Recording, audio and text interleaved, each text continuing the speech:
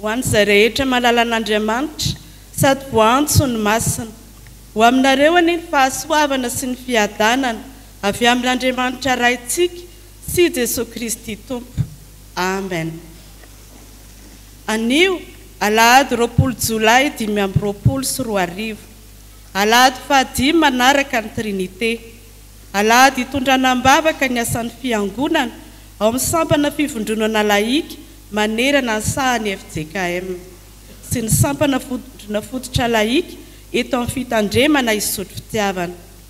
Alahady manokana eto amin'ny fitandremana isotro fitiavana hitondranam-bavaka ireo mpitandro ny isam-piangonana eto amintsika izay misehatra amin'ny asa iombonana FJKM.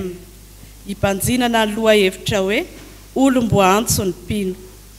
Maria na fafandarana iombonana avy amin'ny sampana fohy BSFL no arahintsika. Faly ihany koa isika mandray ny ray aman-dreny mpitandrina raha tsy mandisa zo izay hitondra ny hafatra ho antsika. Misaotra anao izay ray aman-dreny nanaiky hitondra ny hafatry ny tompo amin'izao alahady hitondroana mbavaka ny sampana vondrona fototra laika izao. Andriamanitra manakare-pahasoavana ne ameno ny fahasoavany aminao sy ny ankonanao. Ny liturjia amin'ny endriny voalohany no anatanterantsika izao fanompoam-pivavahana izao. Ho fisarana sy fideranan'Andriamanitra dia irahantsika mamaky eo am-pitsanganana ny salamo efa voalahatra.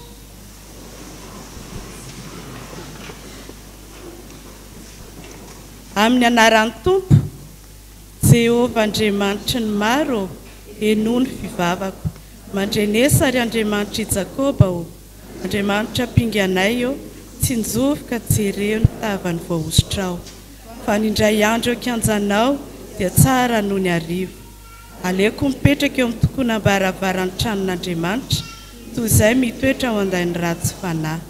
Fa masoandro sy apinga Jehovah Andriamanitra, fahasoavana sy voninahitra no meny Jehovah. Tsy aro zavatsoa amin'izay mandeha amin'ny fahitsiny izy. Jehovah tompony maro, sambatra izay olona matoky anao. Amen.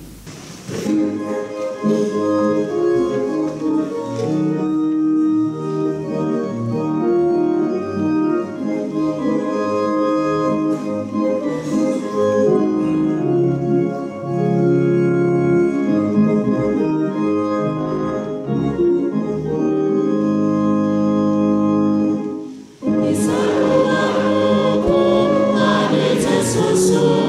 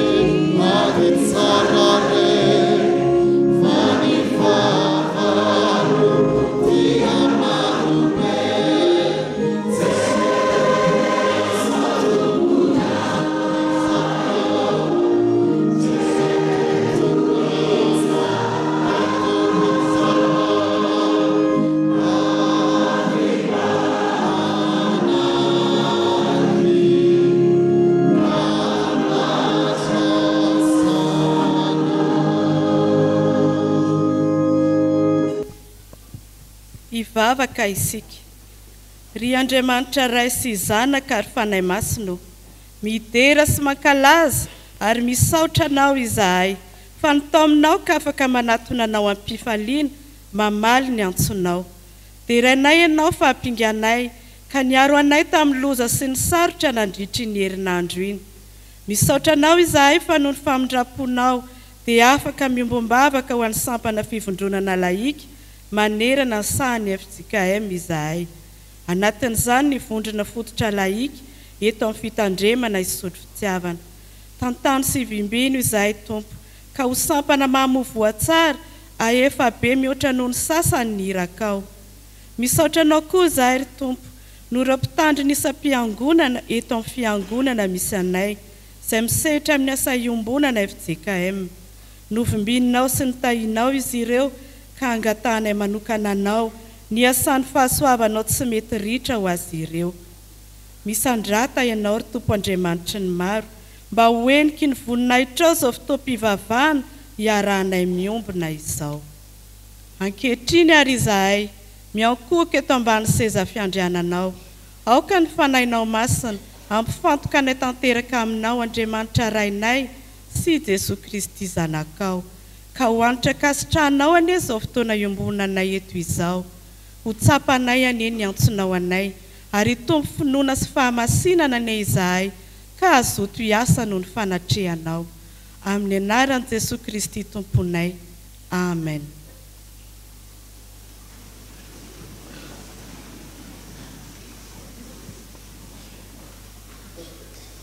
Enoy amin'ny fanajana ary havana, ary eritrereto lalina ny teny manambara ny sitrapon'Andriamanitra amintsika.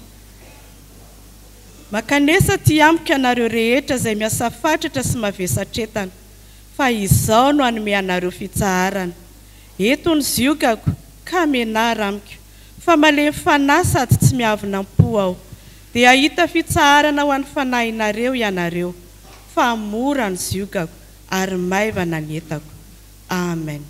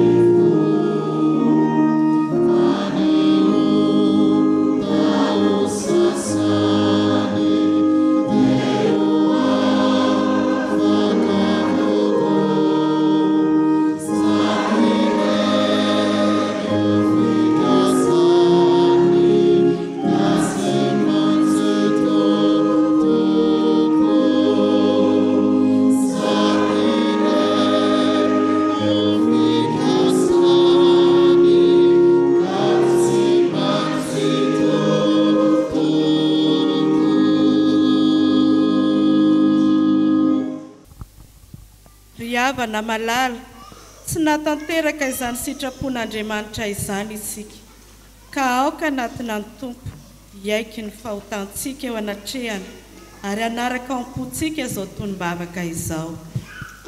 hiaraka hivavaka isika. Ry Jesosy Kristy Tomponay io, tsy mitsahatra ny manambara ny sitraponao isan'andro aminay ianao. Nambaranao nay tamin'ity andro anio ity, fa miantso anay ianao mba hanatona anao. Antsonao izahay hitondra ny zioganao. Antsonao izahay hianatra anao, satria malemy fanahy sy tsy miavina am-po ianao. Indrisy Tompo, fa na dia efa toronao anay ary ny lalana tongavanay vavolombelona izany fitiavanao izany, dia naleonay ny safidy hanaraka ny sitraponay. Mandaa izahay hitondra zioga manavesatra sy manahirana ny fiainanay. Jamba ny fahotanay izahay, ka tsy mahita ny fiadanana sy ny fitsaharana tolotra ho anay. Koa mifona aminao re izahay, mangata-pamelana ihany koa ho an'ny sampana fivondronana laika, ho an'ny vondrom-paritany laika, ho an'ny vondrona fototra laika, ary ho an'ireo mpitandrina sy ny ankohonany amin'izay mety tsy ho fantanterahana. Diovy amin'ny ranao soa izahay, avelao re ny elokay, avozy izahay ho tonga olom-baovao. Ampianaro izahay hibebaka ary hifikitra aminao tanteraka. Feno fanetreteny izahay Tompo, ka hankatoanao ary anaiko sy handray ny fiadananao. Amin'ny anaran'i Jesosy Kristy no anaovanay izany vavaka izany. Amen.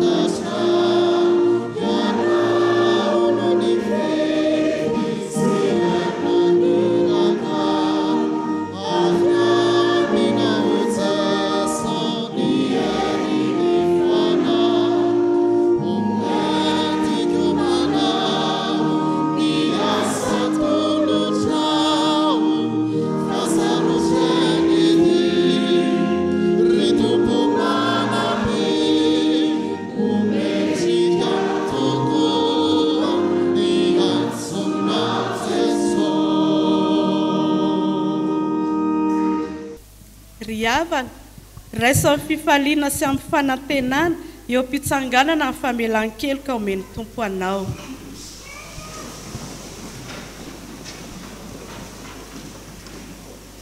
Hoy ny Tompo, fa ianao kosa ry Israely mpanompo, sy Jakoba izay nofidiko, taranaki Abrahama sakaizako.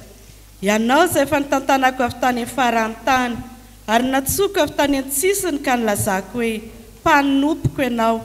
Efa nofidiko ka tsy mba nariko, aza matahotra ianao fa momba anao aho, ary aza mierikerika foana fa izao no Andriamanitra aho.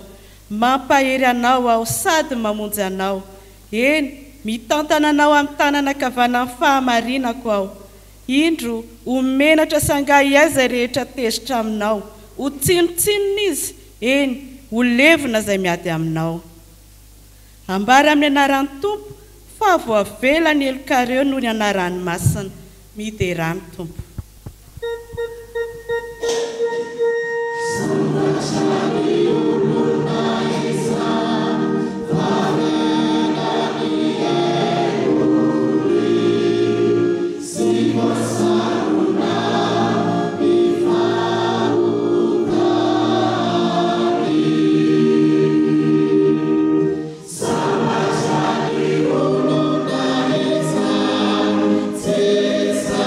It's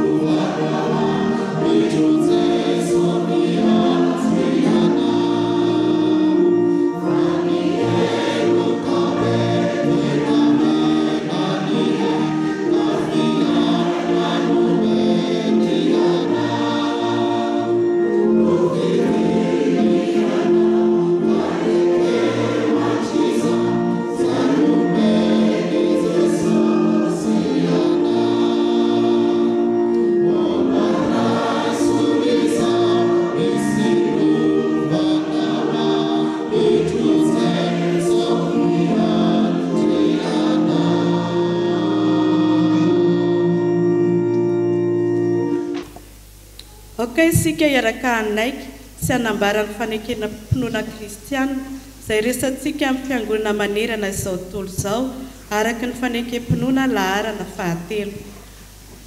Mino an'Andriamanitra tsy toa aho izay mpanao maso sy mibary. Andriamanitra dia mpinama, Andriamanitra dia fitiava, Andriamanitra dia manjakatra indrindra Andriamanitra dia mampiseho fitiavana isika, fa vonona mpamita isika dia maty hamonjy antsika. Mino an'i Jesosy Kristy zanalay isika, tonga izy hitazy izy ny lalana sy fahamarina. Izy dia tsy mimba ho maso mino ny fanahy masina. Izy no nanambara ny fanahy isika sy zanak'Andriamanitra. Fanahy iray ihany no naovavatisantsika. Fandresena izay entina mandresy izao tontolo izao dia Tompo ampitombo ny finoanay. Amen.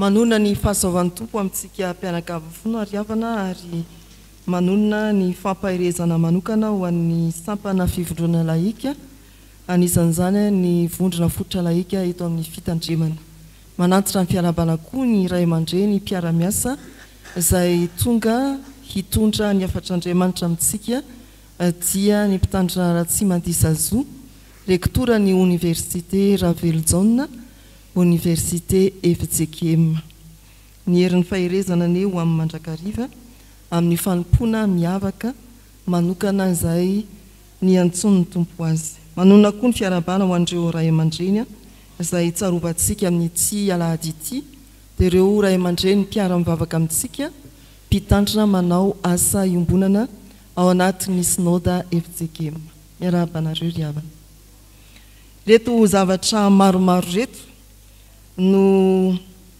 ampitaina amintsika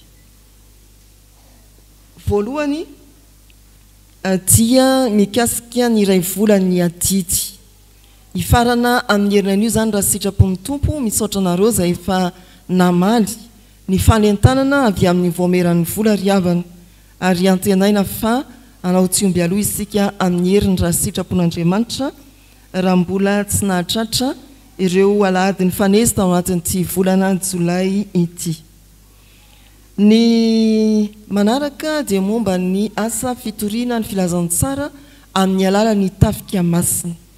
Amperinasa ary mamarana amin'ity anio ity ireo mpiantafika any amin'ny FJKM ankazo tsara fitandremana ankazo tsara izay misy fiangonana anankitelo ao amin'ny sondaparitany Vonizongo Vavolombelona. Anankitelo taminay moa dia nanomboka ny alarobia ary ny verina teto ny zoma no ny fivoriana isan'ambaratonga omaly sy androany. Ireo sisa kosa mbola mamarana sy manana anjara ao anatin'ny fampivavahana amin'ny tia ny tia any amin'izany fiangonana izany ry havana. Misaotra ny amin'ny famalitsika ny antso na fanoratena mivantana na ny fandraisana anjara fanohanana arabola sy ara-pitaovana. Manohy ny asa fitoriana amin'ny tafika masina manaraka isika dia any amin'ny FJKM mananjara anjara soa faritra Andramasina. Mila olona 2 hiatrika ny asa fitoriana ny filazantsara tafika masina any amin'ny toeran'io. Raha oviny ny 7 ka hatramin'ny 10 Aogositra ry havana isika rehetra izao izay nandray maimaimpona tamin'ny tompo dia antsona ary irana mba hizara maimaimpona. Ny fiofanana ho an'izay andeha na tsy andeha koa aza fa te hafantatra ny hoe ahoana ny atao rehefa anao tafika masina mba hiomanako rehefa misy antso manaraka indray. Ny fiofanana dia ny alahady 17 Jolay tolakandro manomboka amin'ny 3 ora ary ny 9 Aogositra tolakandro manomboka amin'ny 3 ora koa. Ireo ry havana ny fotoam-piofanana ny atrikasa araka ny voalaza teo dia 7 sy 10 Aogositra. Ho an'izay an'olo tena mivantana anao ny atrikasa dia tongava soa. Raha mangetaheta ianao ary irina ny fiangonana manontolo angetaheta-ny ahafantatra ny fomba anaovana tafika masina izay zavatra takiana manodidina an'izany dia tongava amin'ireo fiofanana 17 Jolay sy 9 Aogositra. Antso atsika mety tsy afaka andeha anao ny atrikasa mivantana toano izany asa zany. Ary tsay alefaso ao amin'ny sekretera-pandraraha izay mety fandraisana anjara azotsika atao na amin'ny fanoezana zavatra fitaovana na amin'ny fanoezana vola ho fandraisana anjara.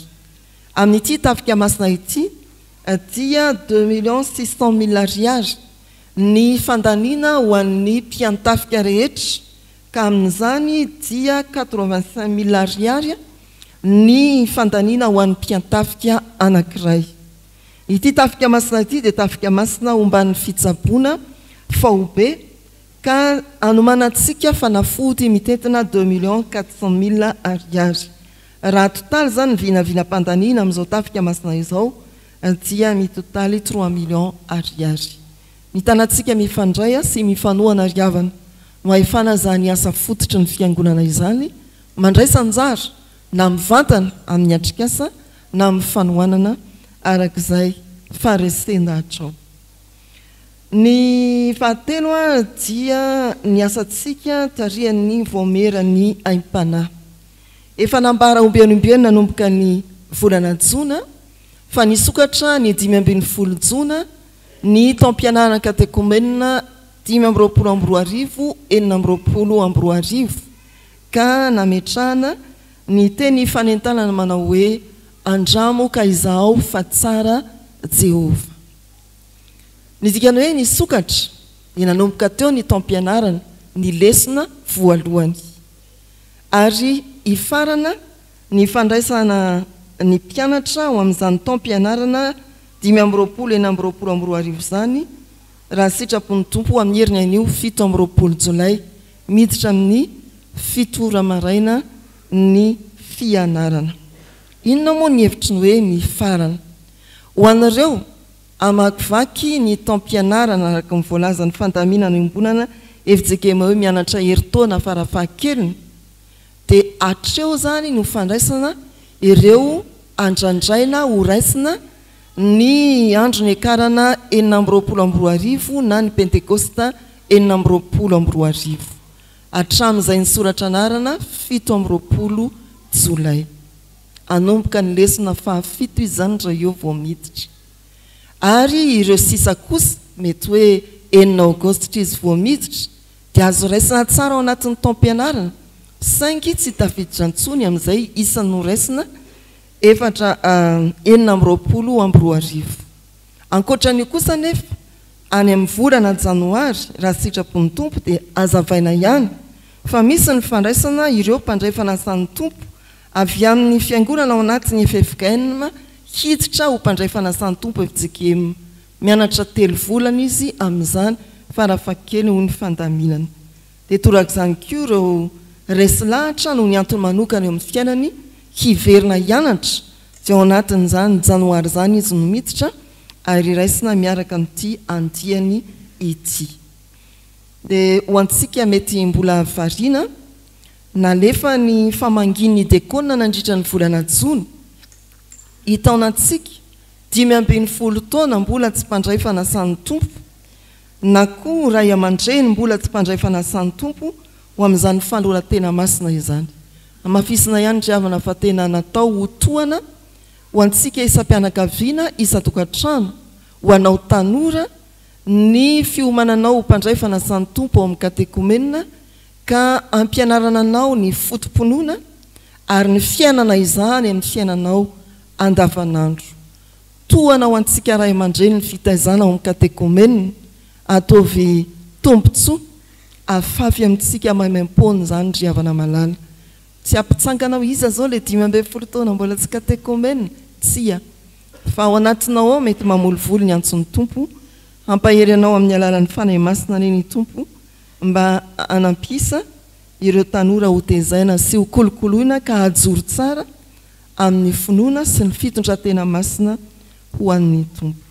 Dia aza atolotra ny fahavalon'Andriamanitra na ny devoly ny fahatsaranao sy ny herinao amin'ny fatanoranao ka iandro hoe efa reradraraka vao anao katekomenina tsia dia n'izao atolory ny fahatsaranao ny fahaizanao atolory ny herim-batanao mba hanompoana an'Andriamanitra velona. Fa araka ny ezaka nataon'ny dekona isa-tokantrano tamin'ny famangina izay isaorana antsika raha teo moa ny fandraisana azy ireny tamin'ny mpitiavana dia nisy koa ny fanentanana ireo mbola tsy niroso tamin'ny fanamasinana fanambadiana ny mariazy androso amin'izany zava-masina loatra izany. Antony maro ny mety tsy nahatonga ny tokantrano niroso tamin'ny fanamasinana sy fitsofan-drano ny fanambadiany fa ilaozantsika ireny antony ireny. Tsy tokony hisy antony mihitsy tsy hirosoana amin'ny fanamasinana sy fitsofan-drano ny fanambadiana raha mbola atao hoe zanak'Andriamanitra ianao ka nandray an'i Jesosy Kristy ho tompo sy mpamonjy ny fiainanao. Tokantrano efa niorina indrindra no itodian'ity fiantsoana ity.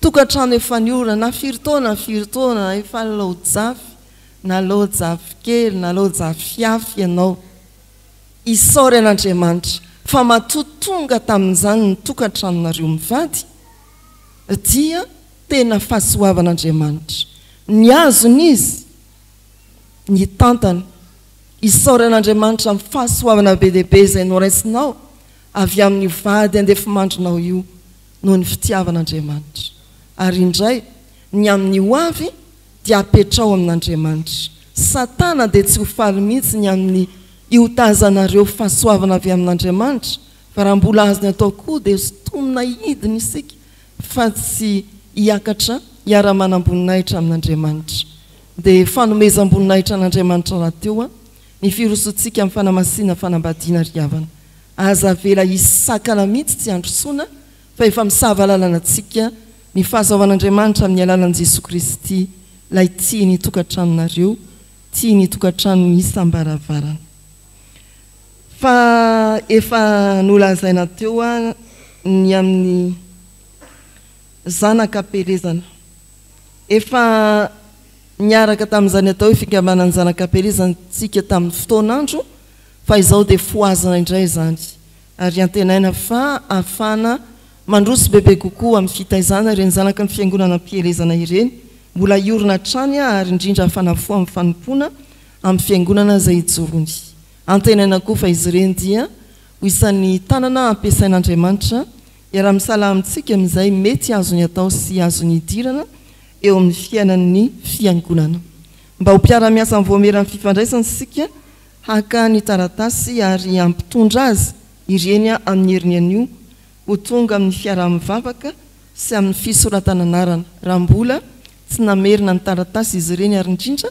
raha mbola tsy nitondra taratasy fanaintanana teo anatrehany isika mpianakavy ny finoana ny amin'ny mariazy teo riavana ny dinika voalohany dia ny raiky ampy 30 jolay ho avy izao amin'ny eninora maraina alakamisy raiky ampy 30 jolay amin'ny eninora maraina fisoratananara moa dia eo amin'ny sekretera Panjara mamaparana ny fanentanana dia avy amin'ny voamerany ankohona sy fanabeazana rentsika teo ny atao hoe rakitra soa ny fitaovam-pianarana ny hoe rakitra soa riavana dia fanapa-kevitra ny soda lehibe tany Sambava azahoan'ny fiangonana mandray anjara amin'ny asan'ny fiangonana ny vantana amin'ny fanomezana hita maso manao izany isika ho fitsinjovana ny vona miatra ho anareo trabona isaky ny febroary savono moa no ataontsika manao izany sika isaky ny volana jolay sy aogositra amin'ny fanangonana fitaovam-pianarana vaovao entina miatrika ny taom-pianarana vaovao ho an'ny zanaky ny fiangonana FJKM ho an'ny zanaky ny fiangonana eto an-toerana ny ambin'izay nizaraina teto an-toerana moa dia nalefa tany amin'ny sondapartaminy tamin'ny taondasa riavana amin'izao dia ity ny fanentanana ny rakitra soa fitaovam-pianarana efa mivelatra eny an-tsena rehetra eny ny fivarotana an'izany raha toka hividy ny an'ny zanakao ianao dia mba asiona dia kahie anankiray ihany azy entina tia mpiangonana ataovy mihoatra kahie ray le izy na penina ray na pensily hazo ray na fitsipika anankiray fa indrindra koa ataovy tena fitaovam-pianarana feno arak'izay fahafahanao dia fifaliana ny mandray izany ary tsy ho very valim-pity avy amin'ny tompo ianao ao anatin'izay sitraka izao ry avanareo zanaky ny fiangonana andiditsika ao anivon'ny tetikasa tak ary ankoatran'izay moa dia ireo itafatrapasahiranana ankoatran'izay koa araka ny antso anivon'ny FJKM dia atolotra ny anivon'ny rafitra nisan'izany eto ampamaranana ny fanentanana ankoatran'ny fitaovam-pianarana dia manafatra boky izay mety sy ilaina intsony ny anaran'ny zanakao tamin'ny taondasa ary tsisy ampiasa intsony ny zanadravavina ny zanadralahy ny fiangonana amin'ny alalan'ny vaomiera atoloro koa izany fa misy zandry kely mila azy eto amin'ny fiangonana ety ampamaranana mirarisoan'ireo zanaka zandry hiatrika fanadinana bakalorea manomboka rahampitso raha sitrapon'Andriamanitra ilay tompony fahaizana sy ny fahendrenana eo aminareo hiatrehan'izany amin'ny fitoniana iandrandrana fahombiazana.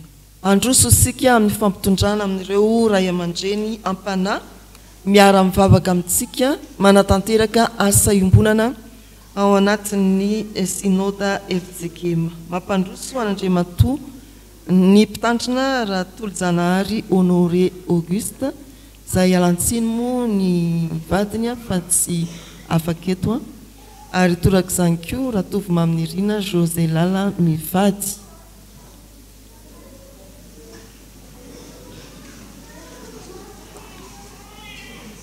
Mampatsivona antsika fa ny avatsika ny mpitandrina Ratolo-Janahary dia mpampianatra ny vontoeram-panomanana Ambatonakanga sy any amin'ny faritra rehetrany ary ny havatsika Ratovy Maminirina José Lala dia mitondra ny alalantsika azy hoe Akanjazala ao Antsahamanitra.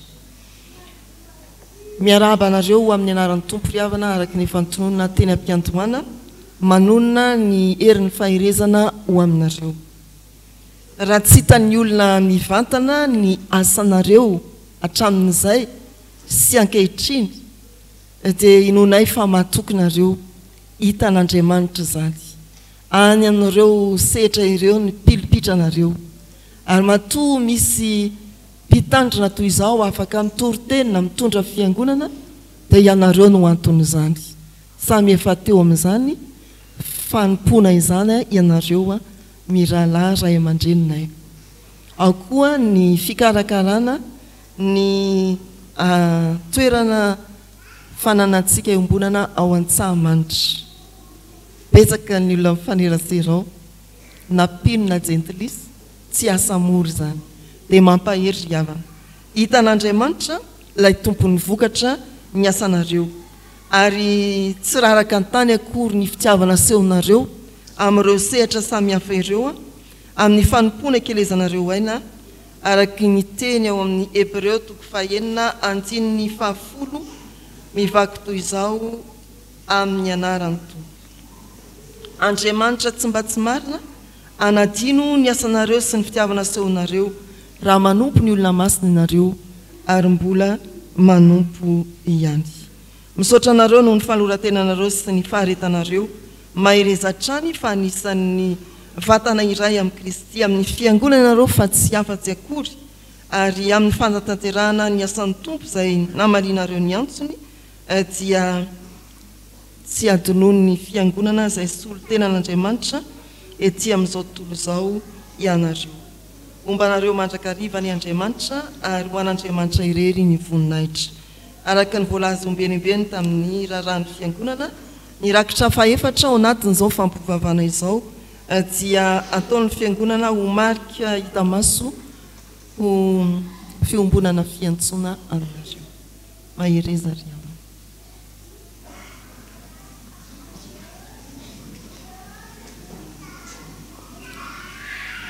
Ho an'Andriamanitra ireny ny voninahitra.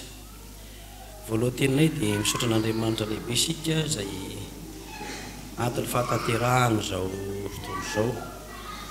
Ity fotoana natokana hitonanam-bavaka ny mpitandrina miara-bavaka eto manao asom-boana ny vonintsika ity. Misaotra ny mpitandrina mpivady, ny mpirom-piangonana, ny mpihevitra rary, ny kristianina manontolo izay nanokana ny andro fitiavan'Andriamanitra lehibe aseho an'ilay mpitandrina zany mpiasan'ny fiangonana.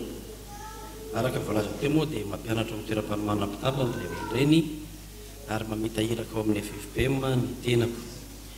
Tenin'Andriamanitra no nambaran'ny apôstolina ny eo amin'ny fisorana ny hoe Andriamanitra tsy mba tsy marina hanadiny ny asanareo tsara raha nanompo ny olona masina ianareo sady mbola manompy ihany. Mankasitraka sy misaotra tompoko noho izao fahatsiarovana mbavaka sy fanohana ampanahy ana izao izay kosa dia ezaka hatrany araka ny antson'ny tompo hanatanteraka ny eraky ny fiangonana eto anivon'ny FJKM sy any ivelan'ny FJKM. Misaotra tompoko. Ivavaka isika riavana. Indreto izay tompo ary indreo ny mpanomponao. Tsarovy amin'ny fitiavanao ny fiangonana mba aneo fitiavana ireo olo mbo antsonao indrindra ireo manao asa manokana mety tsy hitanay maso ary tsy fantatra akory fa hitanao Andriamanitra ary tsy miafina aminao. Ampaherezo izy ireo momba ny fahasoavanao mbola vita be lavitra ny tamin'ny lasa ho fampandrosoana ny fiangonanao araka ny fanomezam-pahasoavana nomenao ny tsirairay. Tsarovy indrindra koa ny ankonany amin'ny fitahinao ao no mety tratry ny tsy fahasalamana ianao no hitehaka azy amin'ny tana maherinao ka hanarina ny fahasalamana no mety tanjaka. Jereo ny taranak'izy ireo na zanaka na nzafy mba tena ho taranaka voafidy sy fanjaka-pisorona tokoa. Ary aneo ny fahamasinanao dia atsiaro fa Andriamanitra tsara ianao na ny antso ny ray aman-dreniny amin'izao asa tsara izao. Izay rehetra mahasoa ny synode FJKM amin'ny alalan'ny asa iombonana ilofosan'izy ireo dia ankinay eo am-pelatananao. Fa tsy kisendrasendra koa tompo ny fijoroany anankiray amin'ny mpiasa iombonana manoloana ny fiangonana amin'ity alahady ity. Mivavaka ho azy amin'ny andraikitra raisina eo amin'ny fitantanana Université FJKM Mizahay amin'ny fitaizan'ireo tanora maro mandrato fianaranao amin'ny entimanana izany asa lehibe izany. Meo azy koa ny fahasoavanao ary meo reto mpanomponao reto ny faharetana amin'ny fanompona. Amin'ny anaranao Jesosy lahy mahay manao mihoatra no izay angatanay no anonana ny vavaka. Amen. Faly miarahaba ny ankizy tanora rehetra amin'ny anaran'ny Tompo, manonona ny fahasoavan'ny Tompo ho aminareo. Hitsangana ianareo anao ny hira efa voalahatra.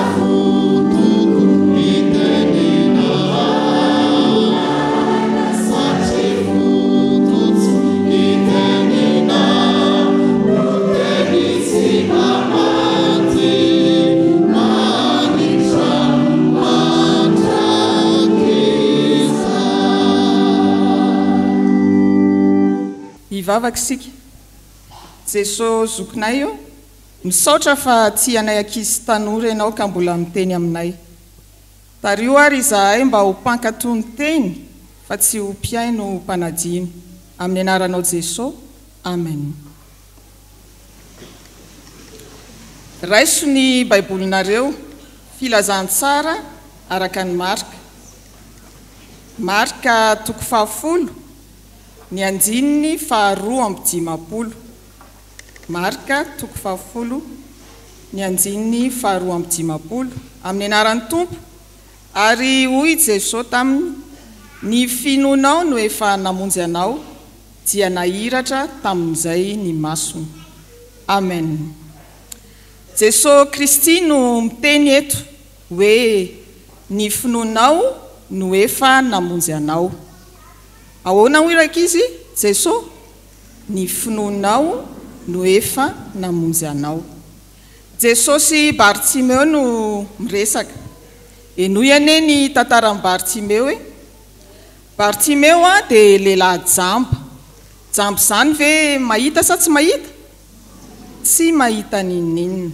Mpangataka no asany. Fa Bartimeo dia nino fa ain Jesosy ny anasitrana azy.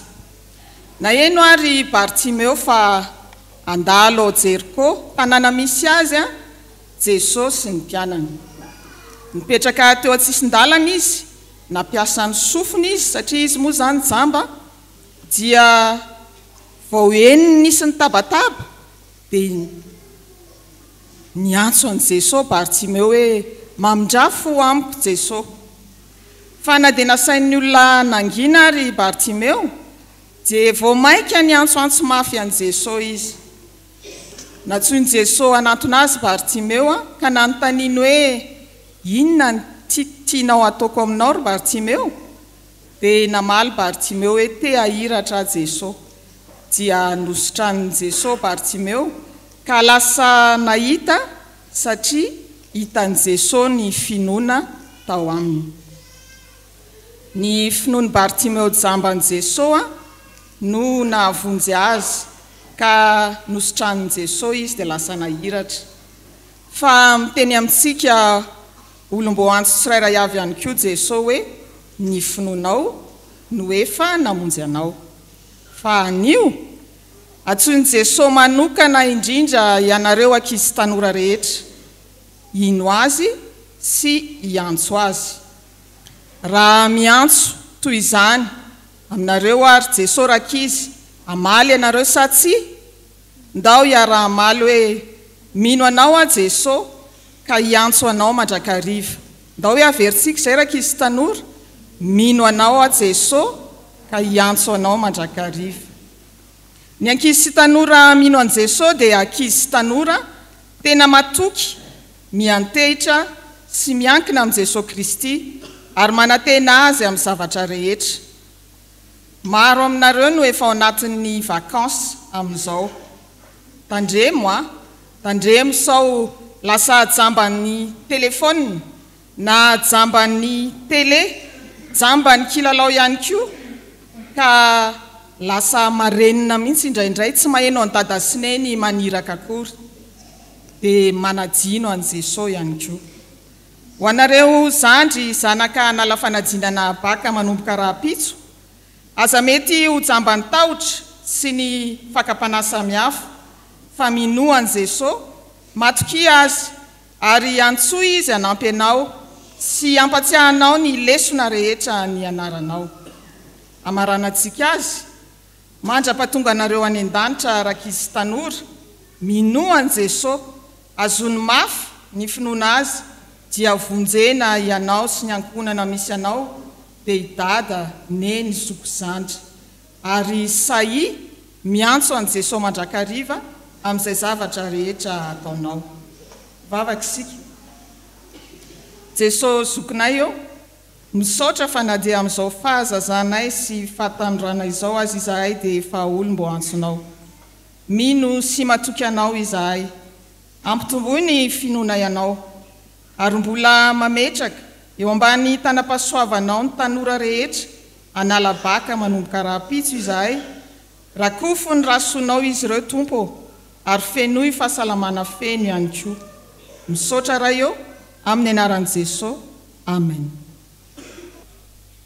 ivavaka isika misaotranao zay ry Andriamanitra rainay fa mbola afaka mandry ny teninao indray ankehitriny ko fenoy ny fanahy masina ny mpamaka ny teny mba hazava tsara ny teny izay vakiny ny fanahinao masina ihany koa no angatahanay anendry ny lela mpanomponao raha ambara ny afatra avy aminao izy ho anay izay miainy kosa tompo dia sokafo ny masom-panahinay atakaranay avy amin'ny teny izay ambara aminay fa olom-bo antso ny mpino mitenena tompo fa miaino izay mpanomponao amin'ny anaran'i Jesosy Kristy izay efa niantso anay no hanaovanay ny vavakay amen iaraka amaky sy hainy ny soratra masina isika ao amin'ny fanekena taloha boky Amosa 7:7 andininy 10 ka hatramin'ny 15 rehefa hita dia vakina amin'ny anaran'ny tompo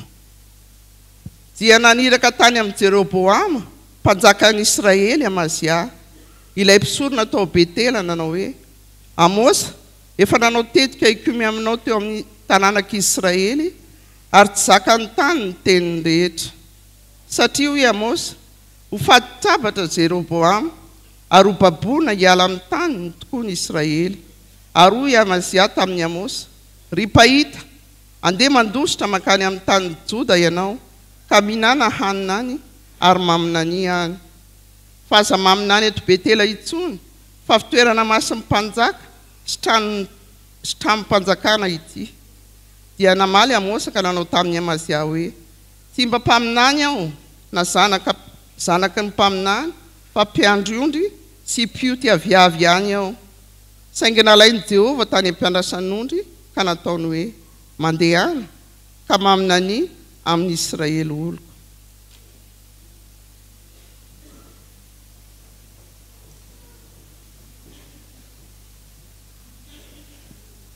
Hotohizantsika ny famakiana ny soratra masina ao amin'ny fanekena vaovao. Filazantsara araka ny Marka toko 10, andininy fa 9:40 ka hatramin'ny 12:50.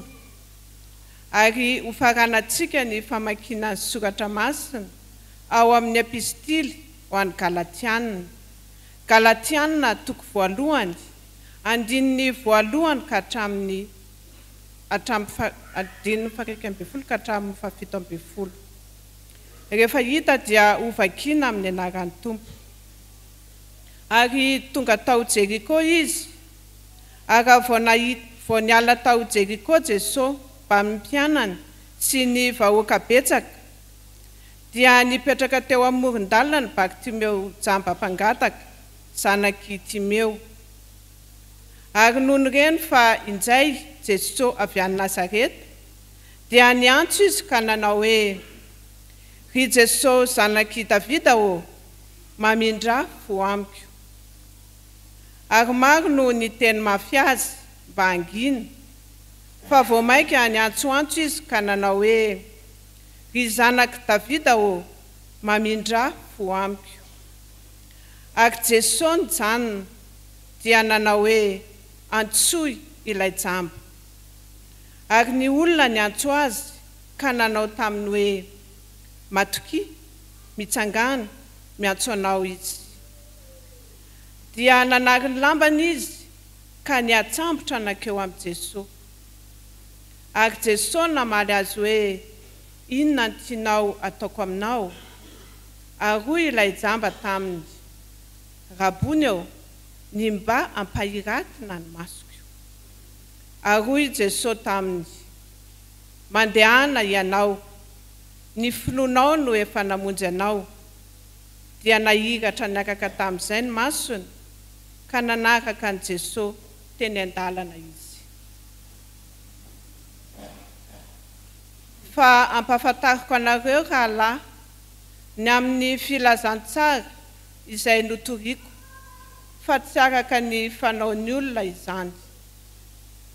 Fa izao tsy nandray azy tamin'ny olona, ary tsy mba nampianarinao fa tamin'ny fanamparany Jesosy Kristy ihany.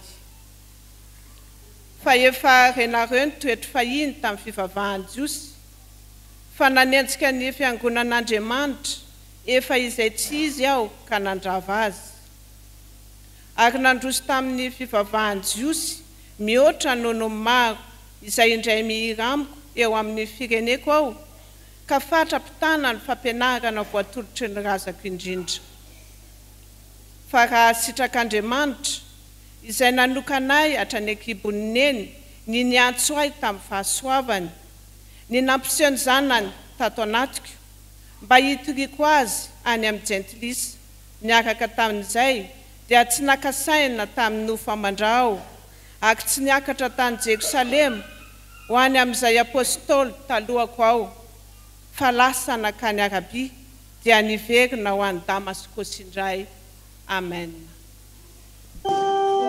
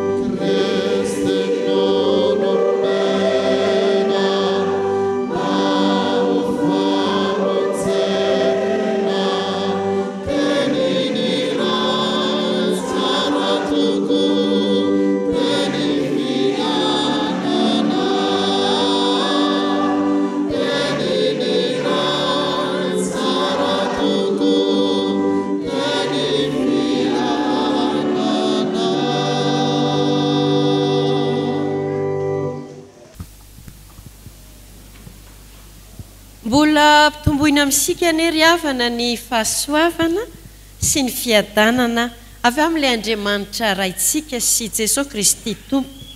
Dia manatitra ny fiarabana ny mpitandrina mianakavy isika sy ny mpitandrina mpizarazara makasitraka amin'ny fanasana tompoko.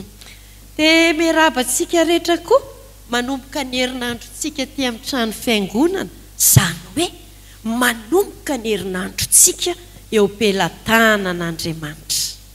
Ary dia miaraba ny sapana fivondronana laika, tanan'ny vondrona fototra laika, misy koa ny vondrom-paritany laika moa, satria andro hitondranam-bavaka anareo ty Alahady 7 volana Jolay 2022. Ny lohahevitra izay mpanjin'ny fiangonan'i Jesosy Kristy eto Madagasikara dia mbola ny hoe inona ilay izy ry havako? Olom-boantso ny mpino. Izany hoe toizantsika ihany ny resaka fiantsoana. Fa amin'ity marain'ity manokana dia nahitsitsika misy olona anankitelo voantso ao. Iza ilay any amin'ny testameta taloha? Amosy. Iza ilay ao amin'ny testameta vaovao? Bartimeo Jamba. Ary iza ilay ry amin'ny epistily ery? Ny apôstôly Paoly. Dia hozaraintsika telo ohatr'izao ilay izy, toresantsika ireo. Voalohany ny olom-boantso ny tompo, hitantsika ao amin'ny Amosy ao izay, misedra fitsapana. Ny olom-boantso ny tompo misedra fitsapana. Fa tsy mijanona amin'izay, tapany faharoa indray dia hoe ny olom-boantso ny tompo mahita fahagagana. Ary ny fahatelo, ny olom-boantso ny tompo dia misy drafitra manokana avy amin'Andriamanitra. Dia ry havako mba haverina kely ihany ilay izy na izany azy. Inona ilay fizarana voalohany? Ny olom-boantso ny tompo misedra fitsapana. Inona kosa ny faharoa? Ny olom-boantso ny tompo mahita fahagagana. Ary inona ny fahatelo? Ny olom-boantso ny tompo misy drafitra manokana avy amin'Andriamanitra. Dia rehefa aveo iresaka manokana tsika reto vondrona fototra laika. Avadibadeo ary ny baibolinareo. Taiza ny vakitsika androany tao amin'ny bokin'ny Amosy, toko 7 ny jerentsika. Toko 7 ry havako. Toko 7. Dia andao ary ho jerentsika. Inona moa ilay ho tadidintsika voalohany amin'izany? Ny olom-boantso ny tompo misedra fitsapana. Inona no nitranga tamin'ity Amosy ity? Ho an'ny mpianatra ao amin'ny katekomenina aloha dia mahita fa Amosy izany dia mpaminany kely. Fohy ny fotoana ny asany ary tany amin'ny faritra Joda. Mba handehantsika hijery kely ny sationany afatra netiny tamin'izany. Amosy toko 7 ary dia miara-mamaky isika eo amin'ny andininy faraka 12. Sady jerentsika ny sationana ny afatra netiny miaraka tsika amin'ny anaran'i Jesosy. Satria hoy Amosy ho faty-tsabatra Jeroboama ary ho baboina hiala amin'ny taniny tokoa ny Israely. Mpaminany fahamarinana ny antsoina azy. Dia nandeha izany, izay ilay faminaniana izany hoe io Israely io ravana io, i Jeroboama io mitratra ny sabatra io. Dia tezitra ny mpanjaka. Ao ny mba henona ny zavatra nylazain'ny mpanjaka azy, manomboka eo amin'ny andininy 12 tapany faharoa manao hoe ry pahita miaraka tsika, andeha mandositra makany amin'ny tanin'ny Joda ianao ka mihinana haninany ary maminany ihany fa aza maminany eto Betlehema intsony fa fitoera-mason'ny mpanjaka sy tranon'ny mpanjaka ity. Tsy faly izany ny olona tamin'ilay afatra ny toriany dia voaroaka mihitsy izy hoe mialahy ianao teto amin'ity faritra Israely ity, dany ianao ny faritra Joda any ianao miteny zavatra fahafy eo. Tena maly Amosy. Ndao mba jerena ny valo teniny eo amin'ny andininy 14 tapany faharoa manao hoe tsy mba mpaminany aho na zanaky ny mpaminany fa mpiandriondry sy mpioty mampiafavy any aho saingy nalainy Jehova tany ampiandrasana ondry ka nataony hoe mandehana ka maminany amin'ny Israely oloko. Ry havako, izay sady ane le izy amin'le asa zany le fihetson'Andriamanitra ny Amosy tena nisy olana sy zava-manahirana, olana goavana satria mba miteny izy zany amin'ny maha-olom-boatsy azy dia voaroaka hoe nidahany ianao. Tsy ao amin'ny bokin'ny Amosa ihany no misy an'izay, fa raha ohatra tsika izao mamadibadika ny Marka 10 atao ny avadibadika le izy, inona tsara moa no nitranga tamin'ny Bartimeo jana dia lasitsika rehetra eo amin'ny 9:7 zany amin'ny Marka 10 manao hoe ary tonga tao Jeriko izy, ary raha vao niala tao Jeriko Jesosy mba ny mpianany sy ny vahoaka betsaka dia nipetraka teo amoron-dalana Bartimeo jamba mpangataka zanaky Timeo. Ary noho nyreny fa injay ny feon'i Jesosy avy any Nazareta dia niantso izy ka nanao hoe ry Jesosy zanaky Davida mamindrafo amiko. Ary ny 7 manao hoe ary maro no ny teny mafy azy mba angina fa vao maika niantsoantso izy. Dia izay ry havako ny fizarana voalohany, na i Bartimeo jamba azy inona no nitranga, mba izy zany mba resy lahatra ery hoe mahery ane ho Andriamanitra hoe bokany dioviny malemy atsangany maty aza ny velominy ka izaho jamba ve?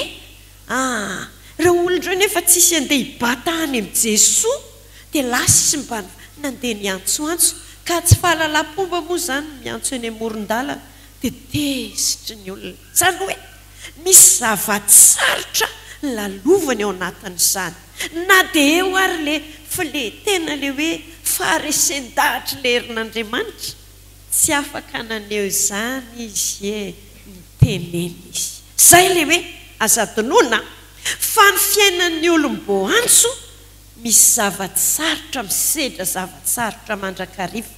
Raha mijeriny any amin'ny Galatiana tsika, enina tsy le tokony vakiana androany ary, dia mitantara ny apôstôly izaho dia intelo ny kapohana, ndre mandeha ny toram-bato, intelo vaky sambo. Eny an-dranomasina zany mba eritreretra hoe vaky ny sambo fa tsy mora. Dia izay izy fampiarana arary havako. Fampiarana zany dia izao eo amin'ny fiainan'ny kristianina zany ny fiainan'ny mpino misy mandrakariva ny olana setraina. Milaza mpianatra indraindray ny teny hoe rehefa manomboka hitanareo efa mebe olana nareo zay, efa melehibe zany nareo. Ny ankizy kely mantsy tsy dia hainy loatra hoe misy olana izy, fa rehefa mba misy ny olana zany dia mba mifalifaly amin'izay hoe tena efa lasa lehibe mihitsy afa be olana. Fa isika koa aza-donoina fa isaky le fomba tao zany hoe atson'ny tompo ianao dia faly be mihitsy milamina ny lalakale. Fa ny tsy fantatrao dia izao Satana koa tsy matory, isaky ny misy olona ka mba hoe tena nompo an'Andriamanitra iny lasa iny fa mikaroka ny fomba rehetra izy akivy eny ny olona iny tsy anompony an'Andriamanitra, dia tonga ny olana sy ny zava-manahirana maro samihafa. Misy an'izany ane tamin'ny andron'ny Daniely, ianao zao mba hoe manompo an'Andriamanitra ihany dia mba mijoro ianao alatsaky ny olona any anaty lavak'olioany. Ry Sadraka, Mesaka, Abednego, mba ianao zany mba voniny hoe mba hanompo ny tompo ianao, mba hanaraka an'Andriamanitra ianao latsaky ny olona any anaty laforo. Reny rehetra reny zany le endriky le asan'le Satana mietraketraka aminao. Ka raha tsisy olana indray ianao dia mety lasa fisainana hoe ao amin'ny tompo tsara ry ave zany, sa efa tena mirindra na malasa naman'ny Satana sa zary tao. Fa dia izay aloha ry havako, ny olom-boantso maninona izy teo misedra olana mandrakariva, saingy tsy mijariny eo le izy. Inona le fizarana faharoa? Ny olom-boantso ny tompo mahita fahakakana. Dia fa zay rehetra namaky teo, namaky tao amin'ny Bartimeo, namaky ny Marka daholo izy zany tsy mba efa niantsoantso iry dia lasa amin'izay izy nipetraka fa haikay hitan'Andriamanitra ilay zavatra mba tadiavina araka ny voalazany ny any amin'ny testamenta taloha hoe fa tsy rendrehana ny mason'ny mpiandriny Israely ka tsy hoe kory hoe matoro izy fa dia reny kay ty Bartimeo le kikikany dia inona amin'izay no nataony teo asay vomaka teo izy atsoa ilay jamba angany ery le sorona tsipiny daholo hoe ny lambany kakamo ny masony mahita dia netsambontsambotra amin'izay izy dia ahoana hoy ny tompo efa itsika rehetra androany inona le afatra inona le nilazaina azy inona ny tianao ataoko aminao dia inona moa fa tsy niampahita hiratra ny masony dia nahiratra izy ka moa tsy zava-magaga vare zany tany amin'ny apôstôly Paoly tany inona moa tsy nilazain'ny apôstôly Paoly antsika voageza manodidina aho nefa tsy tery zany hoe misy olana re ary olona le voageza fa zao lazaiko anareo fa tsy tery magaga zany dia toizany any very hevitra nefa tsy mamoy fo enjehina nefa ary nefa rany potraka nefa tsy maty tenenina zany izy hoe raha ny zavatra sedraiko betsaka fa mireny rehetrarehetra reny tsy resy zany fa ain'Andriamanitra no mampandresy ary mahita zava-magaga mandrakariva eny amin'ny lalako eny ary zay ny riavako ny mahafinaritra ny fanompoana an'Andriamanitra tsy hoe kory hoe Satana ny tompony teny farany tonga ny olana sy ny zava-manahirana fa hitany ohatry ny zanany ihany io eny mahita zay afatsian'ny olona eny ambony azo fijaliana dia mieritreritra daholo ny olona fa resy nefa le Andriamanitra miteny afa-po tsara afa-po amin'ny endrika maro samihafa amin'ny fandatsana sy ny sisa maika ao ampandreseko mantsiny dia atsangany amin'ny matiny zanany zany hoe anehoany zava-magaga mandrakariva ka marina le lazainy tany amin'ny testamentaka taloha ianareo ve mitoy izaho no Andriamanitra no rehetra moa misy zava-magaga izay tsy haiko fa hain'Andriamanitra ny zavatra rehetra dia hoe isika hoe tokony tsisy maty koa any aloha zany dia ahoana zany raha tonga eny amin'ny raha ho any lanitra ny tompo dia marina izay mba mahita azy tonga zany dia tsy nandiny fahafatesana fa tonga dia niaraka niakatra aminy fa akoatran'izay andeha merina amintsika indray amin'ity alahadiny tondranam-bavaka ny SFL VFL ity fa tena hoe ny Andriamanitra ao ane mahay zavatra rehetra ary ao amin'ilay fotoana eritreretanao indrindra hoe resy ianao tsisy nininina izao tsisy nininina ianao iny zany le Andriamanitra miasa amin'ny fomba mahery Andriamanitra nofo rehetra izy tsisy zava-magaga zay tsy hainy fa piarana dia zao ary fantatrao ve loha mahery ny Andriamanitra ao fantatrao ve hoe mahay ny zavatra rehetra ny Andriamanitra ao fa ianao mbola mila midongodongy misisika hoe Bartimeo teo lasa amin'izay efa eoko tsy avelan'ny olona fakahita amin'Andriamanitra fa raha vao miasa amin'Andriamanitra misy ny kasika Andriamanitra misy ny zava-magaga dia eo zany le tsy azo tsy afaka atao tsony zany le hoe misy vavaka kely Andriamanitra fantatrao ny zavatra rehetra efa ianao no mahita ilaina izay amin'ny fotoana mahamety azy fa le vavaka zany tsy vavaka tsotsotra fa tena zavatra nararan'ny olona indrindra rehefa avy ny olana tsy maintsy misy miteny foana hoe dia nareo rangamba réaliste nareo rangamba objectif tsara ny problema ve be dia vavaka ny vahaolana entinareo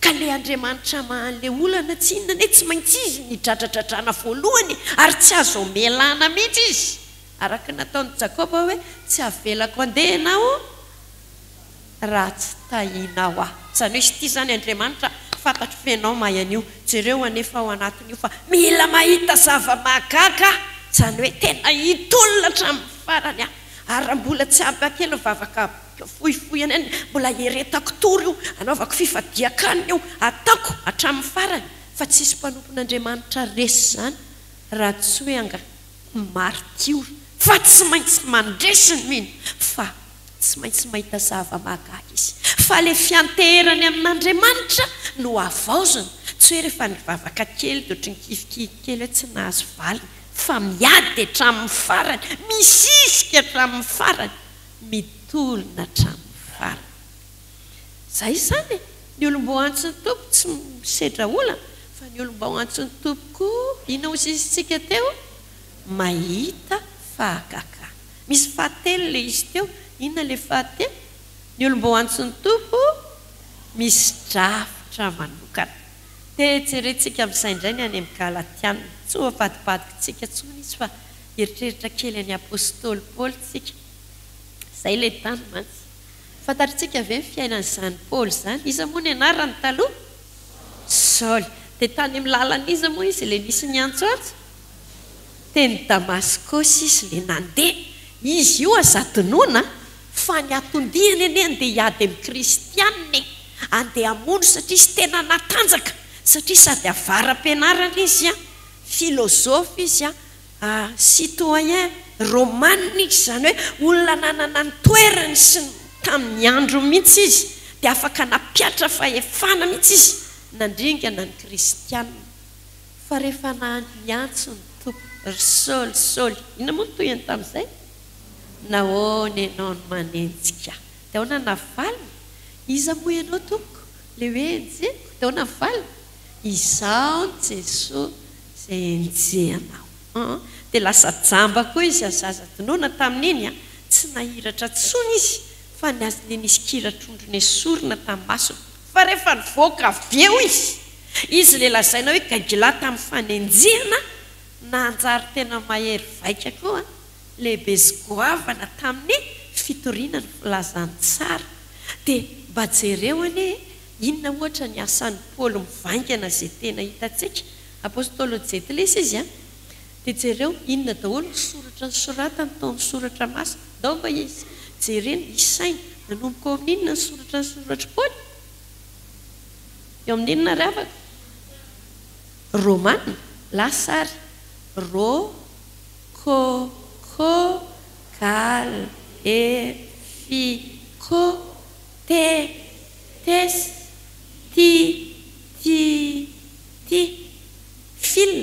filipiana zany rehetra zany ene teny ao amin'ny baiboly fa ny apôstôly Paoly daholo no nanoratra an'izany rehetrarehetra zany fa soavan'Andriamanitra natoy izao a be dia be vombo miaraka amin'ny Kristy eo amin'ny azo fijaliana tsy izaho intsony ny velona fa Kristy ny velona atao anatiko inona be dia be a raha misy olona ao amin'ny Kristy olom-baovao izy zany hoe le drafitra nitondran'Andriamanitra ny fiainan'ny Paoly rehefa nifanena tamin'le antso fa tonga dia ataontsika hoe 4 degré moa izy neke 180 degré 7 degré niova tanteraka le mpanenjika lasa mpitory mahafana fony filazany tsara na resy lahatra olona maro ohatr'izany koa ne narybartime hoe rehefa sitrana amin'izay izy niova amin'izay le toe-tsaina tia mangatangataka teo le mameo mpangataka satria hoe jamba fa mangataka tompoko fa lasa amin'izay nandeha nanaraka ny Jesosy Kristy ary vavolombelona nahery vaika satria hitan'ny olona hoe iny zatovolahy miaraka amin'iny ene le jamba nampahiratiny ny tiany ho tenenina ry havana misy drafitra hitondran'Andriamanitra ny olom-boafidiny ny olona natsoiny raha ny tena marina ane le hoe laika dia izay tsy paster saonao itsika izay tsy religiosy izay tsy evangelistra raha ny tena marina zany tsika izao anatin'le rehetra anatin'le laika tao daholo dia anaovana antso ankehitriny hoe aza mieritreritra hoe zany pastera zany any tona hoe volom-bao antso ny katekista ihany ny mpiandry any tsia fa ianao mihitsy sotomin'ny tompo vao maraina tany am-pandriana tany tsy maintsy mieniny teniko ianao androany ary miverinao an-tsainao indray fa olom-bo antso ianao atsony tompo ianao betsaka ny ilan'ny tompo anao ampaherezina aloha ianao satria betsaka misedra olana sy zavatsarotra fa ampianarina anao mahasamihafa ny mpivavaka sy ny mpino an'Andriamanitra sy ny tsy mpino reny tsy mino hoe am'izao andro zao ry afaka tsisy zava-mahagaga zanytsony zao ohatra hoe diso daholo zany le andala tenin'ny soratra masina milaza fa izy no Andriamanitry ny nofo rehetra tsisy zava-mahagaga zay tsy hainy fa rehefa tena tafaray amin'ny Kristy ianao hitanao zany hoe mahita zava-mahagaga ary tsy mijanona eo fa hitanao hoe saranga tena misy drafitra hitondran'ny tompony fiainako mihitsy jereo ane aza mieritreritra hoe ny anarangahako vina daholo tsy marina zany jereo fa misy ny olana fa tsy navelan'ny tompo rendrika isika fa nysotomony tany tady mazaka ny fitiavany tena taony ray hoe manana drafitra hitondrana ny fiainanao andala teny efa itsika rehetra ary le izy hoe izao manana efitra everana ny fiainanao ny tompo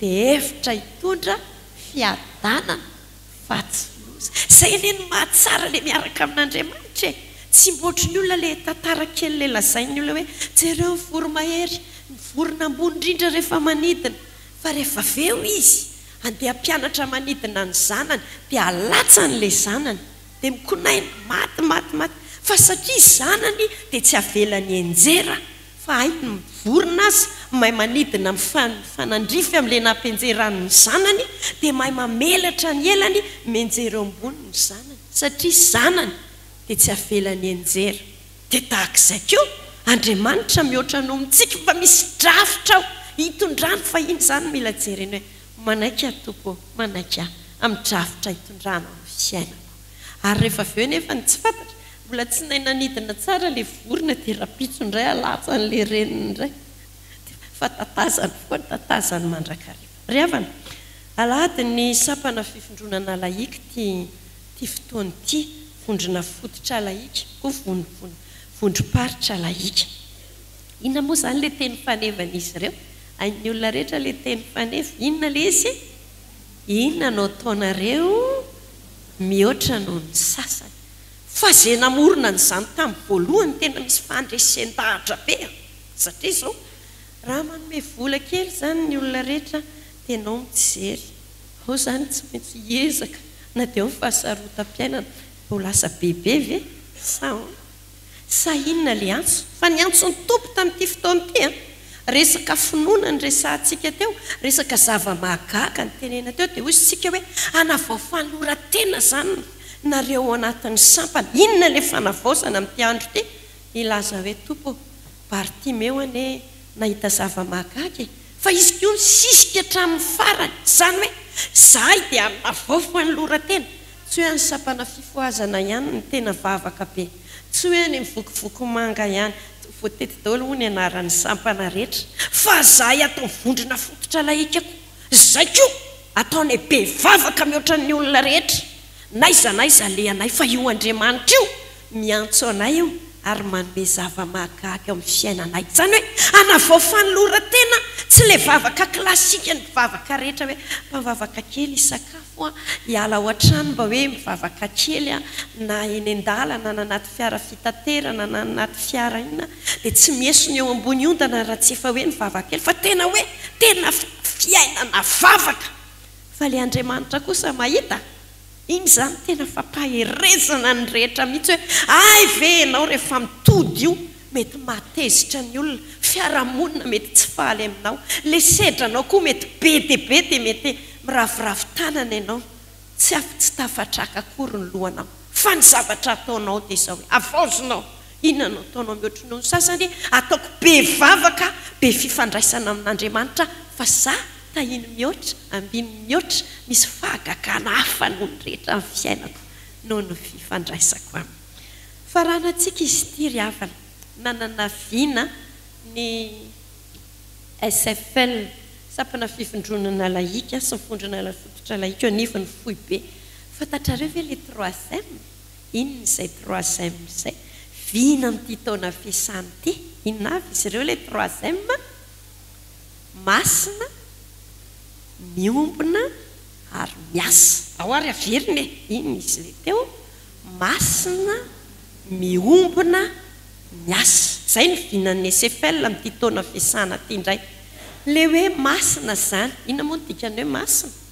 voatokana ho an'Andriamanitra dia izay mihitsy le izy zany hoe fiveran'ny olona mantsy taloha de rehefa masina rehefa sapana fifindrona laika zany a dia le tremala zany a dia le tsy de mivavaka zany raha tsy tsindraindray ihany a dia sy tremavavy koa ve fa le izy antso hoe fanamby fiainana masina voatokana ho an'Andriamanitra satria mifanaraka amin'ny perikiopa tamin'ity andro ity be vavaka be antsoantso an'Andriamanitra na inona olana mitranga mba azahoany tompo anao zava-mahagaga fa le izy tsy masina ihany a fa nisy toyany inona le toyany teo miombona le miombona zany satria betsaka le asa tao betsaka le asa tao amin'ny laika zao misy nyzany lamako zany misy le laika miady amin'ny kolikoly fa asahiny zany eo natrehan'ny firenena sy ny zava-mitranga dia lasa ny laika miteny hoe zay ranga nanangany izay laika miady amin'ny kolikoly dia reto olona modely ao anatin'izany ary anaraka izay rehetra hoany izay io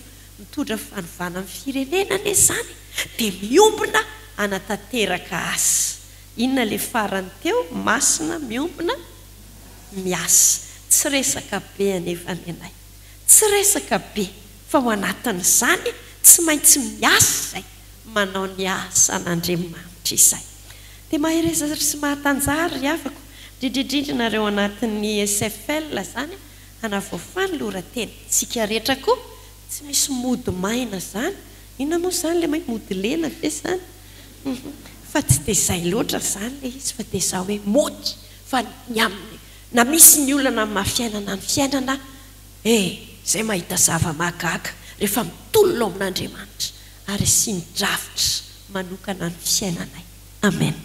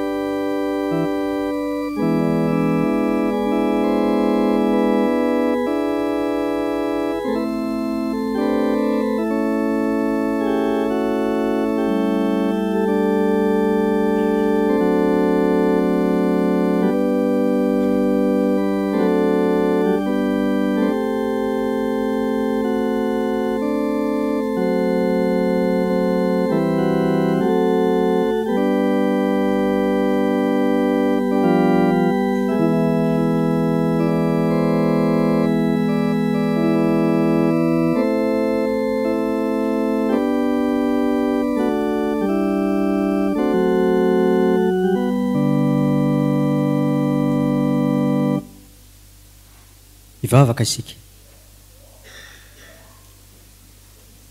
Andriamanitra ny zany-danitro misaotra anao zahay noho ny amin'ny mpanomponao izay nofidinao hitondra ny teninao teo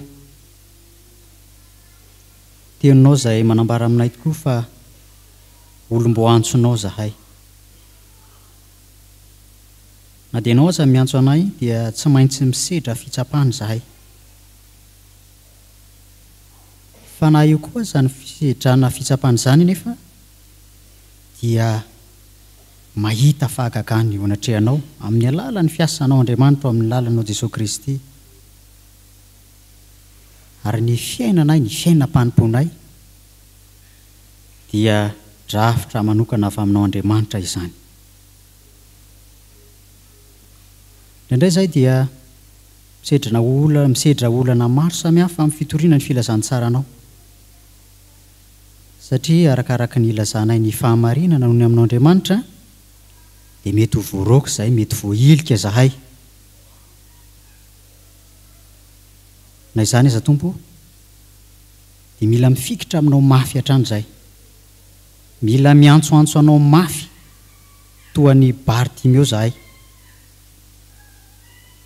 mba hitodia anao aminay anaovanao fahagagana eo amin'ny fiainanay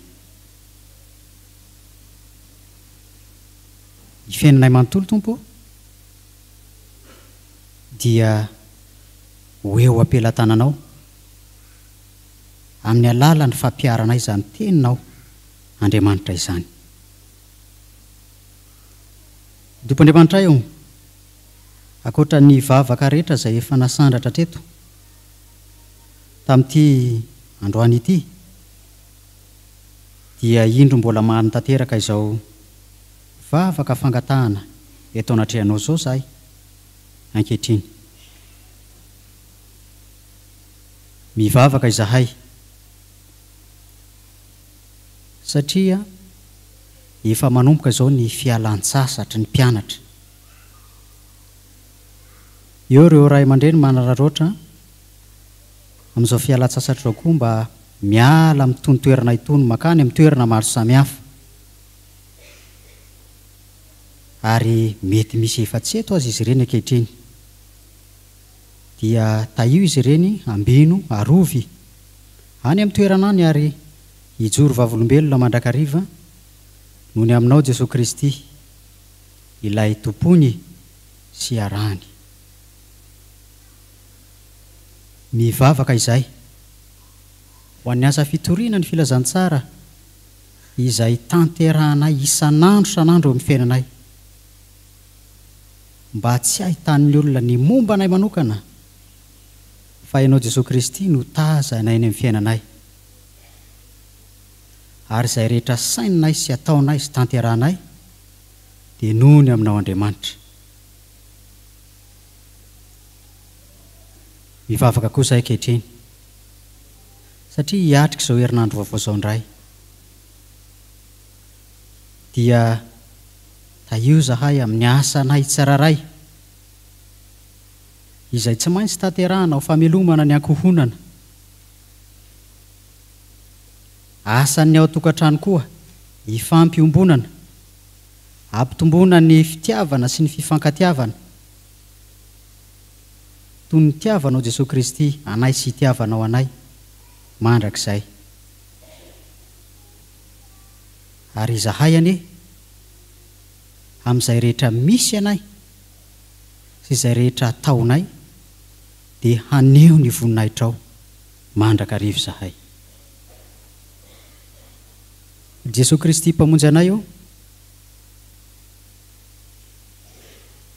rehefa mivavaka toy izao izahay dia maro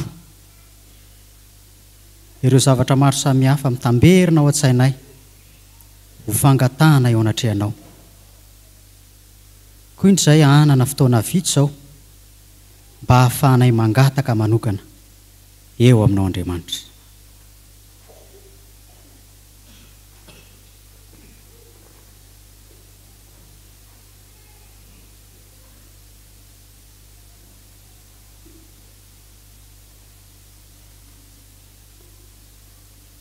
Izay rehetra tsy voatononay tompo nefa fantatrao fa mahasoanay dia tanterao amin'ny fiainanay sy ny fiainan'ny fiangonana manontolo izany, ny fiainan'ny fiarahamonina, ny fiainan'ny firenena.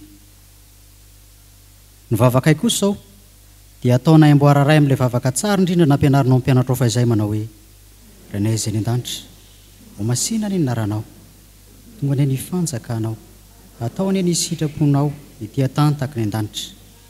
Eo ny izay nasaza ao anay ary mamela ny elokay tahaka namelanao izay meloka taminay, aza mitondra anay amin'ny fakapanahy, manafanay amin'ny ratsy, manao ny fanjakana sy ny hery ary ny voninahitra mandrakizay. Amen.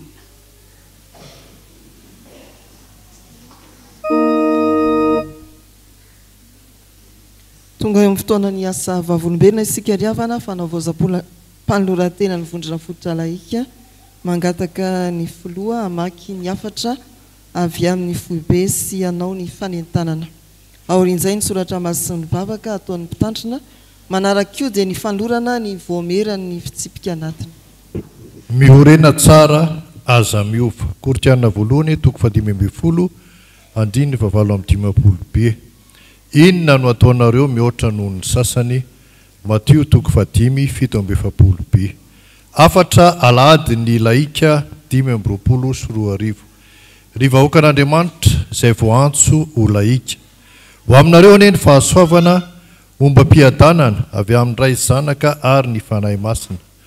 Misaotra an'Andriamanitra isika noho ny fahatanterahany feonambe ny taona 420 izay notanterahana tany Toliara fiavozana synodam-paritany 730. Ny tetikandro manaraka dia ampomanina dian'izao isika fa ny taona 420 no anatanterahana ny fionam-be SFL ho kasaina tao any Antsirabe SPAAM 08 raha sitrapon'ny tompo koa eto ambavaka ny atanteraka izany. Makasitraka azy hatranintsika tratry ity alahady 20 Jolay izay natokana fohy be hitondrana ambavaka antsika laika maniarana ny sahan'ny FJKM manontolo. Irariana ny atanterahantsika ny vina amin'izao taom-piasana izao ny 3M araka ny lazain'ny mpitory teo na laika masina miombona miasa. Izany hoe isika laika mihitsy no hitondra fahamasinana ho an'izao tontolo izao satria masina ilay Andriamanitra ivavahantsika sady tompo ny finoantsika raha teo. Levitikosy 2:5-5b. Tsy ny fahamasinana ihany anefa no eo koa ny fiombonana izay miteraka sy mariana amin'ny fampiakarana andrakitry ny aladiny laika fohy be sy ny fanehifana ny adidy isan-taona izany asan'ny apôstôly 2:2-2. Tsarovy mandrakariva ary vahoaka an'Andriamanitra fa miara-miasa ny fahamasinana sy ny fifankatiavana araka ny fampianarana Jesosy Kristy tompontsika. Jaona 2:17-2:1. Isika laika dia voafidy anefa iraka dia ny fitoriana ny filazantsara an Jesosy Kristy lohan'ny fiangonana sady fotoboalovoka ihany koa amin'ny alalan'ny asa ho fampandrosoana ny fiangonana. Izany dia asa tsara sady betsaka ho fijoroana vavolombelon'ny Kristy ilay tompon'ny asa. Efesianina 2:2-10. Ireo telo ireo no andeha ho ataontsika filamatra koa alao hery laika fa izay no antsonantsika anao mihoatra noho ny sasany. Marihana ihany koa fa mitoy hatrany ny fananganana ny trano fampiatranom-bahiny any Mahajanga sy ny tetikasa lamako na laika miady amin'ny kolikoly. Aoka anjaka ao anatintsika sy ao am-potsika ireo fa ny asa tsy efa nirery indrindra fa ny asan'Andriamanitra. Iredareda ao am-potsika hatrany ane ny fitiavana ity sampana mampitsika tia ka ifampitantana ho any an-danitra ny sampana fivondronana laika ny SFL, ny vondrom-paritany laika ary ny vondrona fototra laika satria laika masina sy miombona ary miasa koa samy amin'ny fampivavaka sy fifanohana antanteraka izany. Raha izao kosa ny fanentanana fohy mikasika ny VFL eto isotro fitiavana. Isaky ny alahady fahatelo ny fotoam-pivorian'ny sampana eo anelanelany ny fanompom-bavahana voalohany sy ny faharoa raha ohatra ka fanompom-bavahana roa no tanterahana. Koa manentana antsika nahatrika izany ireo maniry irotsaka ho VFL araka ny tenin'ny mpitory teny teo moa dia itsika rehetra dia tokony hoe ho laika avokoa. Ka dia asakasakitsika zany itsika hoe iza niditra iza no hitazana. Ho tanterahana any 10 pointy amin'ity taon'ity ny fionam-be ny vondrom-paritany laika izay tanterahana amin'ny 4 Aogositra ka hatramin'ny 1 Aogositra. Anatrika izany ny vondrona fototra laika itsotro fitiavana riavana koa manentana ireo mpikambana sy ireo rehetra izay mikasa andeha amin'izany. Io moa izany dia tsorona fa tsy voatery eo laika ihany fa afaka mandeha raha ohatra tsika ka hoe afaka hiaraka amin'ny laika ihany koa. Dia mitohy hatrany ny fiarah-miasan'ny vondrona fototra laika eto isotro fitiavana sy ny vondrom-paritany laika amin'ny synodam-paritany izany amin'ny fanatanterahana ny asa rehetra sy ny SFL fohy be amin'ny asa rehetra izay ho tanterahan'ny sampana eto amin'ny fiangonana. Ary izao kosa aneo aminao ny finoko amin'ny asako. Jakoba 2:2-7b. Ho an'Andriamanitra irery ny voninahitra. Amen.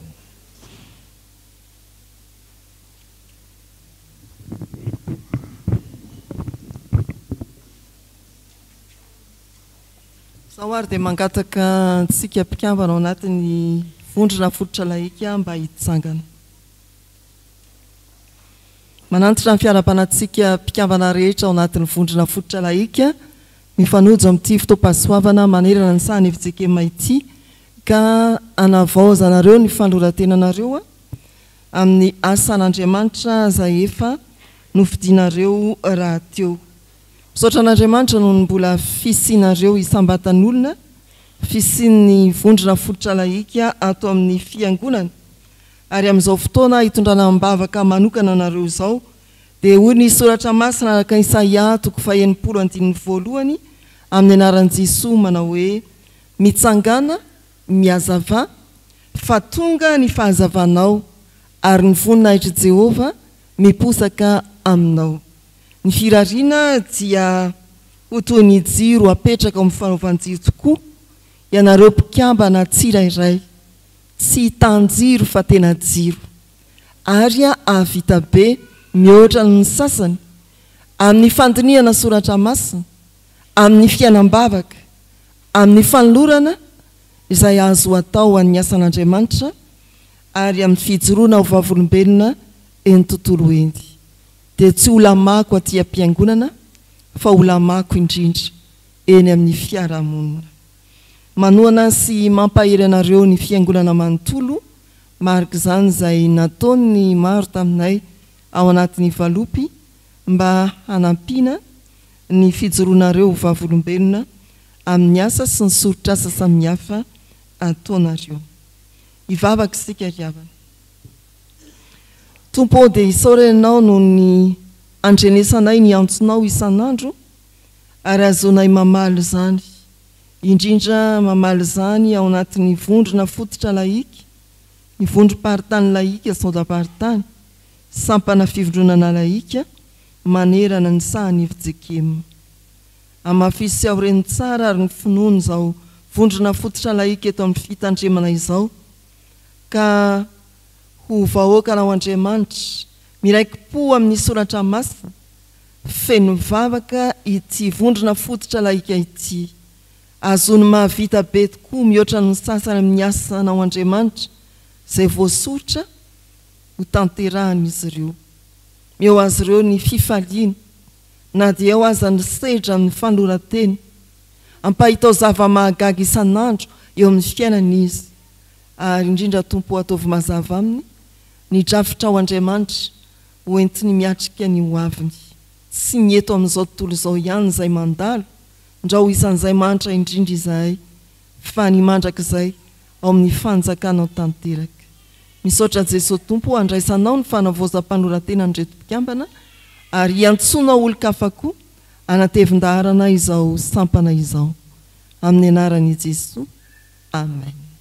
Petraka ianareo. Androsika ry havana amin'ny fandorana eto anatrehan'ny fiangonana sy fampaherezana ary fitondrana mambavaka ireo antsona hoe voamera ny fitsipika anatiny andrafitra ny fitsipika anatiny eto amin'ny fiangonana. Araka ny fandaminana izay natao dia misy amin'izy ireo avy amin'ny biraon'ny fiangonana, avy amin'ny dekona sy ny olona, avy amin'ny sampana, sampanasa ary fikambanana eto amin'ny fiangonana.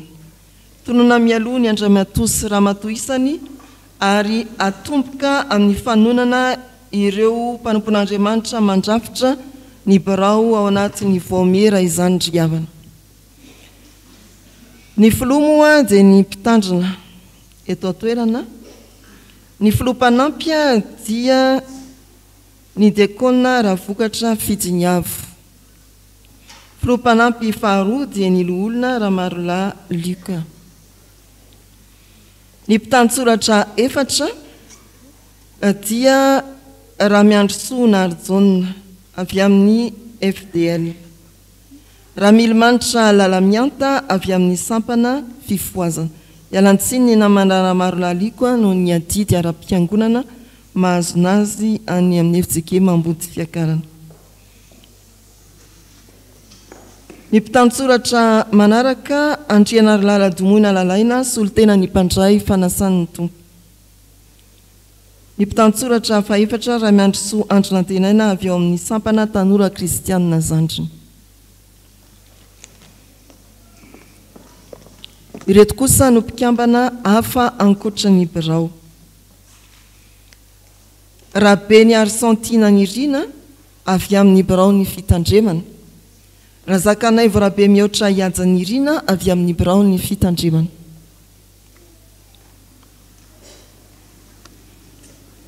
avy amin'ny mpandray fanasan'ny tompo izay mialatsiny raha solomenjanahary Antamalala no ny asa eo anivon'ny Foibe Evjekema. Avy amin'ny sampana tanora kristianina zokiny Andrianarivo Victoire Monique. Avy amin'ny sampana Dorcas Rakotondrabe Lahatra Nirina. Avy amin'ny sampanasa asa AFF Andriambelson Jouary. Avy amin'ny sampana Vokomanga Rarinoro Tahirtina. Avy amin'ny vondrona Fotraleka Randrena Solo Asimboangy. Afaka miakatra kely sanatoatra malaza. Avy amin'ny sekoly Alahady Razaka Tsilavolaza. Avy amin'ny sampana Lela Kristiana Rabary Solorina Yves Lucien. Avy amin'ny tsantany fitiavana Rakotoniana Mathieu. Avy amin'ny fikambanan'ny mpitoroteny sy ny katekista ary ny vita fiofanana Ranivo Mampionina Omega izay mialatsiny no ny asa tafika masina. Avy amin'ny sampana Mpanazava Stily Rakotony Rainy Fanilo. Avy amin'ny fikambanan'ny mpitendry Fipizeda Randrianandraina Falnirina.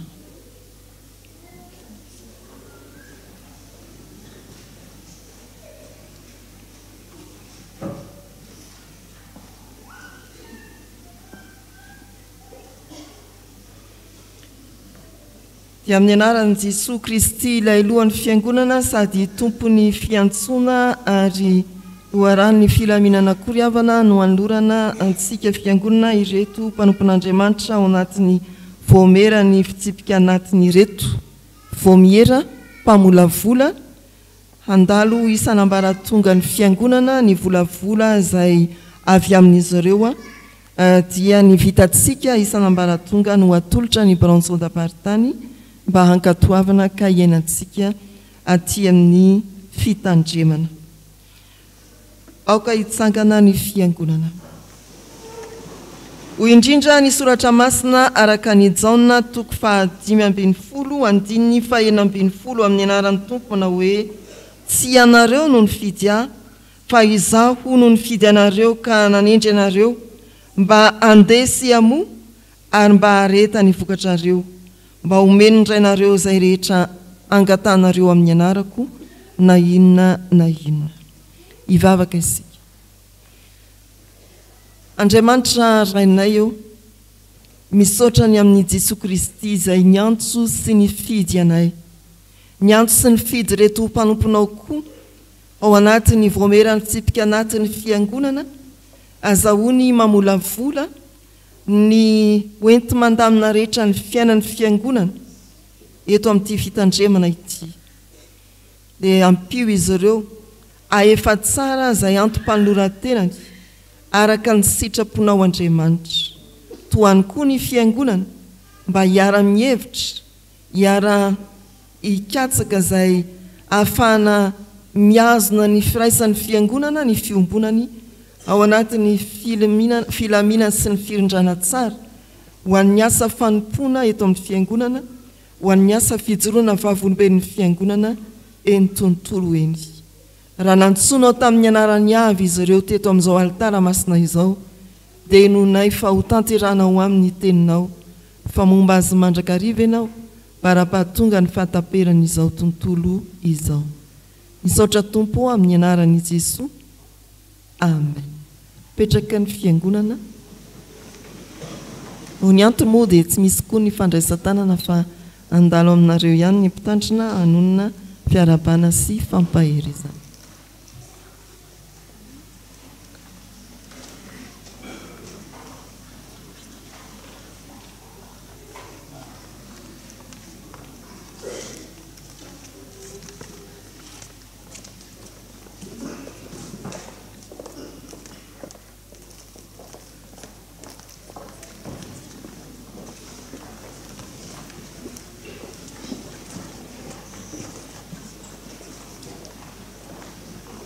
misaotra ny tomponsika navita ireo fandarana rehetra ho amin'ny tsy alahady ity tonga amin'ny famarana ny fanimpom-pivavahana isika ny siravoalahatra mialon'nytsodrano ataontsika ary anolotra ny tsodrano araka izany ny mpitandrina ny tondra ny afatra andriamanitra.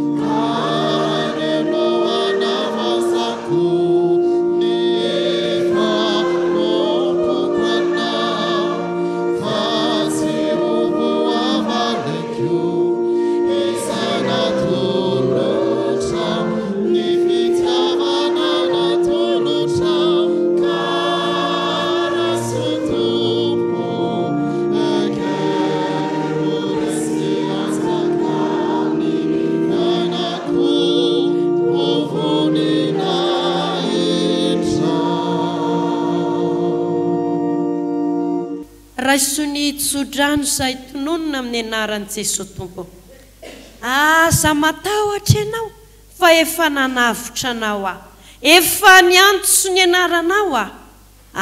Ianao raha mitany rano ianao ombanao aho, raha mitany ony ianao tsy hanafitra anao izy, ary raha mandeha mamaky ny afo ianao tsy homay, tsy rehetra aminao ny lelafo. Matoky Jesosy Kristy ny antso antsika, izy ihany no nefa izany. Amen. Petra hivavaka mitondra mibavaka mangina ny antso ny Tompo aminao.